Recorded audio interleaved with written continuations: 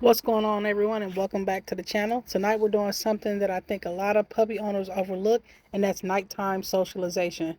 Most people spend a lot of time taking their puppy out during the day. They go to parks, pet stores, and my neighborhood favorite is Home Depot for training. But once that sun goes down, most puppies go straight inside, and I'm here to tell you that's not what we do at MKE German Shepherds. Once the sun goes down, we like to amp up our training.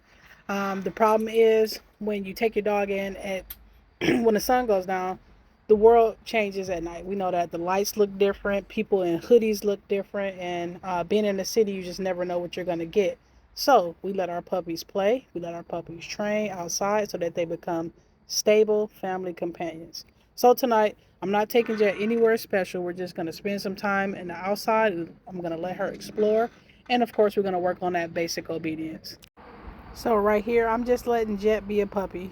You know, she's using her nose, she's taking in the environment and listening to everything around her. Of course, we got the ball. Her mom is very ball driven, so that's the easiest way for us to train her. So we got the ball out. And just remember, socialization isn't about making your puppy interact with everything they see. It's really just about letting them experience the world in a positive way. You want them to always leave a training session or any type of exposure feeling like they've won, feeling like they've learned something. So if a car drives by, we just let her watch it. If it's something that I want her to get really used to, I might give her a treat as she's paying attention to it. Like if someone's walking down the sidewalk, sometimes I stop, I stand still, I let her observe. If she hears something loud, like you can hear in my background, we got motorcycles going on. Again, I might give her a treat or I might just give her a good girl. Remember, confidence comes from exposure, not pressure. So once she's had that chance to explore and play, I like to build up some engagement with me, personally with the handler. Or if you have your dog, you always want them to be able to focus more on you than their surroundings.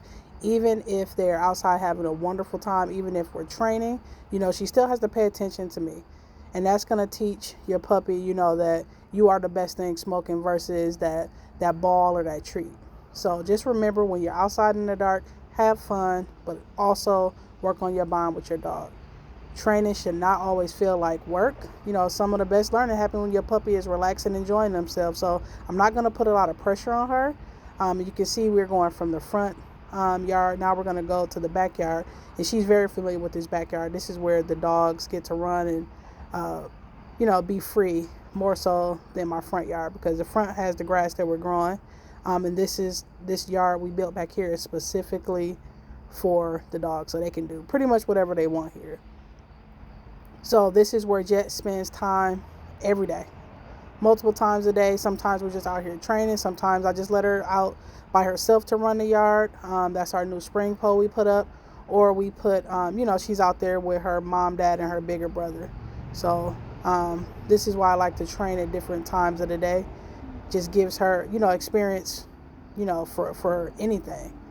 So they don't automatically understand that the same rules apply in every environment. So you got to get them used to training at night just like they train in the day. Keeping the training session short is a must. Like, I'm not going to train my 4-month-old puppy longer than 15 minutes at a time. They lose interest.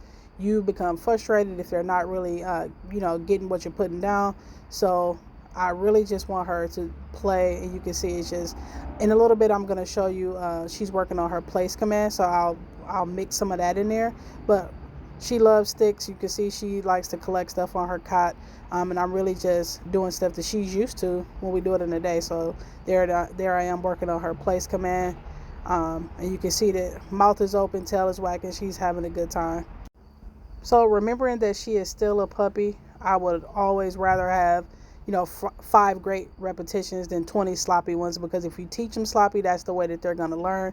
And if they learn that way, it's going to be a habit. And after you teach them the wrong way, it's harder to have them unlearn something. So remember, short successful bursts in your training sessions and your play sessions, and that confidence is just going to shoot up. But you want to be confident in the way that you are training and the way that you're teaching them to do stuff. Remember, your puppy's not going to be a puppy forever. Your puppy's going to be a dog. And this is why I always say, take every opportunity as a training opportunity. I don't care if you dropping the kids off at school. Take the puppy. have her learn some car manners. Her father, Memphis, has never learned car manners. He's just hard-headed that way. He just likes to pace back and forth, back and forth. But I've taught all my other dogs, when we're in the car, we have to sit still, especially because we have a toddler. And remember, guys, your training sessions is always about building that relationship. Do not put more pressure on the puppy so that you break them. Have it positive, and I understand that these are big dogs, and my dogs are from working line, so they could be a little stubborn because they're just so smart.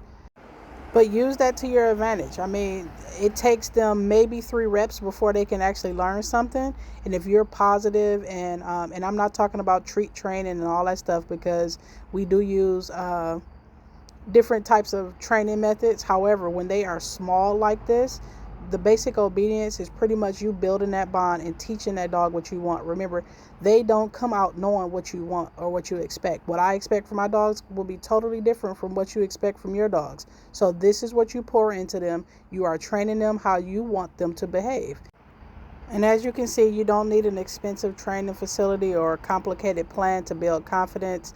I'm telling you, get on YouTube, get this free game that I'm giving. It's a lot of channels that you can look at.